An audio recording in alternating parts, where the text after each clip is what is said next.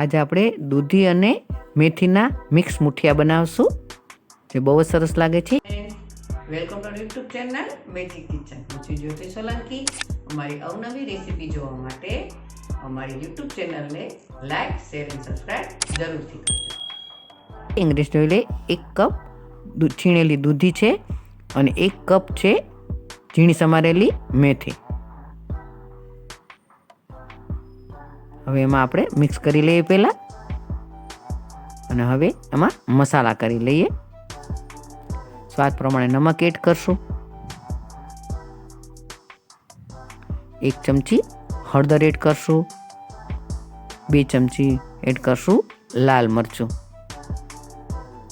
અને 1 મોટી ચમચી એડ કરશું ધાણા પાવડર, અને 1 ચમચી એડ કરશું ગરમ મસાલો, અને અડધી ચમચી હિંગ પણ એડ કરશું, અને 2 ચમચી ખાંડ એડ કરશું, અને 1 મોટી ચમચી આદુ મરચાં લસણ ક્રશ કરેલા એડ કરશું, અને 1 મોટી ચમચી એડ કરશું લીલું લસણ, અને 2 ચમચી એડ કરશું સફેદ તલ, અને 2 મોટા ચમચા એડ કરશું આપણે તેલ મોણ માટે થઈને. 1/2 ચમચી એડ કરશું બેકિંગ સોડા, અને ઉપર અડધું લીંબુ નીચવશું એટલે સોડા એક્ટિવ થઈ જાય. એનાથી એકદમ સરસ ફૂલેલા બને છે અને પોચા બને છે.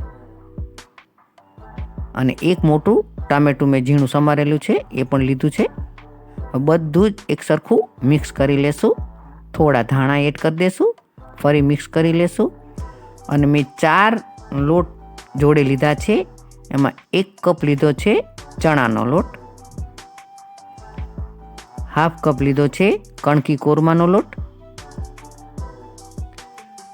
1/2 કપ કકરો ઘઉંનો લોટ લીધો છે, અને 1/2 કપ લીધો છે બાજરીનો લોટ. આની અંદર મેં રવો એડ નથી કર્યો.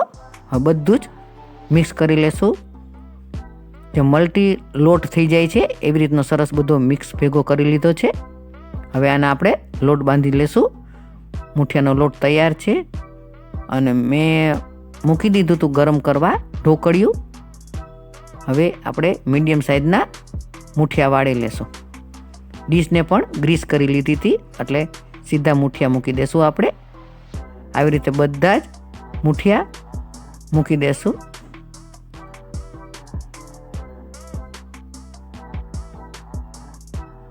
બધા મુઠિયા મુકાઈ ગયા છે. હવે આપણે એને અડધી કલાક સુધી એને ચડવા દેશું.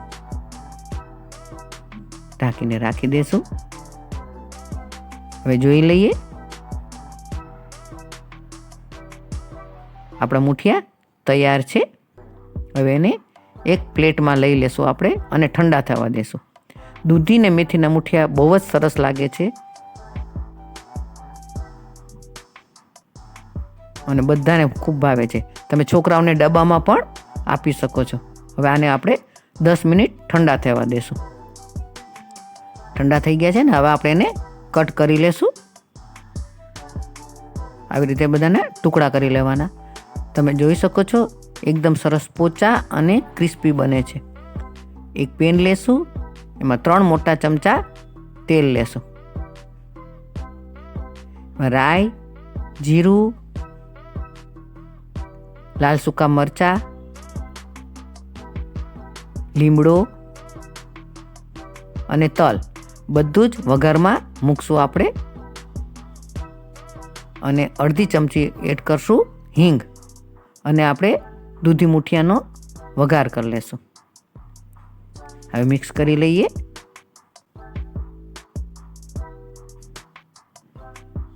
હવે ઉપરથી થોડી 2 ચમચી ખાંડ એડ કરશું, અને થોડું મને મીઠું ઓછું લાગે છે એટલે મીઠું પણ એડ કરશું. ફરી મિક્સ કરી લઈએ. એકદમ ગેસની ફ્લેમ ધીમી રાખવાની એટલે થોડા ક્રિસ્પી બને. આવી રીતે મિક્સ કરતા રહેવાનું. હવે થોડા ધાણા એડ કરશું. તો તૈયાર થઈ ગયા છે આપણા દૂધી મેથીના મુઠિયા. હવે એક સર્વિંગ પ્લેટમાં લઈ લેશું. તો તૈયાર છે આપણા દૂધી મેથીના મુઠિયા. ગાર્નિશ કરીશું ધાણા સાથે. તમે આને દહીં સાથે, કેચઅપ સાથે કે ચા સાથે ગમે એની સાથે ખાઈ શકો છો, અને બધા સાથે સરસ લાગે છે. Thanks for watching.